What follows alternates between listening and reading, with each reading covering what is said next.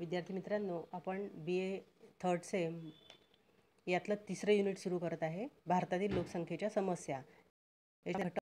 भारतातील लोकसंख्येची वैशिष्ट्ये, लोकसंख्येचा स्फोट आणि भारताचे लोकसंख्या धोरण. तर ह्या तीन घटक याच्यामध्ये दिलेले आहे.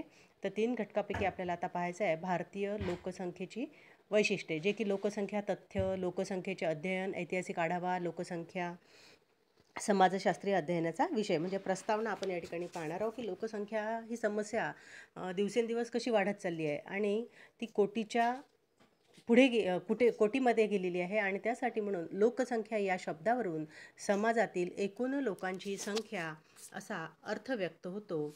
देशातील एकूण लोकसंख्येच्या आकाराचा प्रभाव आपल्यापैकी प्रत्येकाच्या जीवनावर पडत असतो.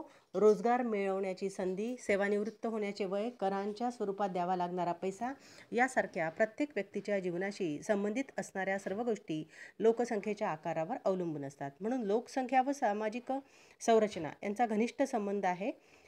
जे की कोणत्याही समाजात लोकसंख्येची घनता, स्त्री पुरुष प्रमाण, जन्म व मृत्यूदर, ग्रामीण नागरिक लोकसंख्येचे प्रमाण, साक्षरतेचे प्रमाण, सरासरी आयुर्मान ही सर्व लोकसंख्यात्मक वैशिष्ट्ये व्यक्तींचे परस्पर संबंध प्रभावित करणारी असतात. म्हणजेच आपल्याला थोडक्यात असं म्हणता येईल की लोकसंख्या व भारतीय समाजरचनेचा किंवा भारतीय सामाजिक संरचनेचा अभ्यासाचाच एक भाग आहे. तर लोकसंख्या आणि सामाजिक तथ्य काय आहे? जन्म आणि मृत्यू या मानवी जीवनातील 2 जैविक घटना आहे. जन्म व मृत्यू या 2 घटनांचे अध्ययन प्रामुख्याने जीवशास्त्रात केले जाते. या दोन्ही घटनांचे शास्त्रशुद्ध स्पष्टीकरण करण्याचा प्रयत्न जीवशास्त्राचे अभ्यासक या ठिकाणी करत असतात. आता अधिक व्यापक स्तरावर समाजाच्या दृष्टीने विचार केला तर जन्मदर व मृत्यूदर या दोहोंशी अनेक सामाजिक घटक निगडित असल्याचे आपल्या लक्षात येते. उदाहरणार्थ विवाह वय, समाजातील स्त्री पुरुष प्रमाण, जनन क्षमता दर आणि घटक जन्मदराशी संबंधित आहे. या ठिकाणी आपल्याला लोकसंख्येचं अध्ययन आणि हा एक ऐतिहासिक आढावा बघायचा आहे. तो की लोकसंख्या व तिची वैशिष्ट्ये याबाबत प्राचीन काळापासून अभ्यासकाच्या मनात जे कुतूहल निर्माण झाले, त्या ठिकाणी अर्थशास्त्र या ग्रंथात कौटिल्याने कृषी व आर्थिक स्थिती या संबंधात लोकसंख्येची गणती कशी करावी याचे सविस्तर विवेचन केले आहे. तर लोकसंख्येची वाढ आणि उत्पादनामधील वाढ यांचे अध्ययन करून लोकसंख्या विषयक सिद्धांतही मांडण्यात आले आहे. माल्थसचा लोकसंख्येचा सिद्धांत, युक्त लोकसंख्येचा सिद्धांत इत्यादी लोकसंख्या विषयक सिद्धांत हे प्रामुख्याने अर्थशास्त्रीय आहेत. उदाहरणार्थ कोणत्याही देशाचे अर्थोत्पादन अंकगणिताच्या गतीने म्हणजे 2+2 या गतीने वाढत असते, परंतु लोकसंख्या मात्र भूमिती गतीने म्हणजे 2/2 अशी वाढते. म्हणजेच लोकसंख्या विषयक अर्थशास्त्रीय सिद्धांत मांडले आहे. लोकसंख्या प्रमाणाबाहेर वाढत गेली तर मानवजातीला दुःखच ओढून घ्यावे लागते.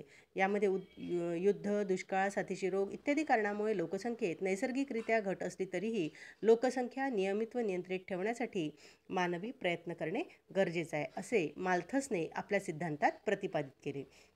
म्हणजेच काय की लोकसंख्येचे वैज्ञानिक आणि पद्धतशीर रीतीने अध्ययन करणारे लोकसंख्या तज्ज्ञ जन्मदर, मृत्यूदर, स्थलांतराचा दर आणि लोकसंख्या वृद्धी दर यांचे विश्लेषण करण्यास विशेषज्ञ असतात.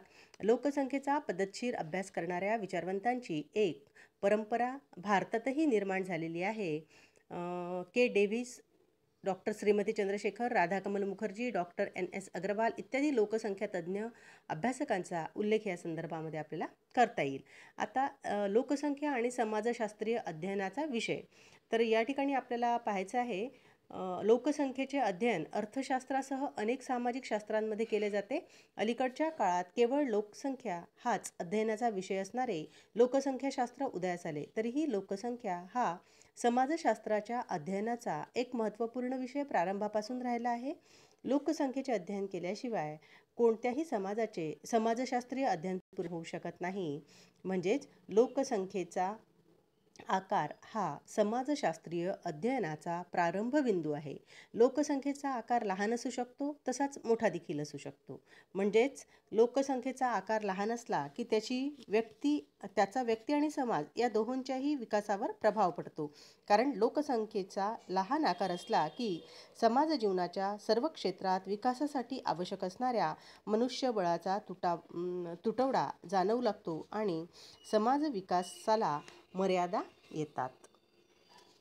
म्हणजेच लोकसंख्येच्या आकाराच्या समाजशास्त्रीयाला आपण जेव्हा प्रारंभ करतो आहे तेव्हा आपल्याला त्याच्यातली अभ्यासकाला लोकसंख्येशी निगडीत महत्त्वपूर्ण पैलूंची दखल घ्यावी लागते. त्याच्यामध्ये आहे लोकसंख्या नियोजन, लोकसंख्या नियंत्रण, लोकसंख्या धोरण, लोकसंख्या शिक्षण, लोकसंख्या आणि विकास व पर्यावरणाचे प्रश्न इत्यादी. अशा प्रकारे लोकसंख्या हा समाजशास्त्रीय अध्ययनाचा एक व्यापक स्वरूप असणारा विषय आहे.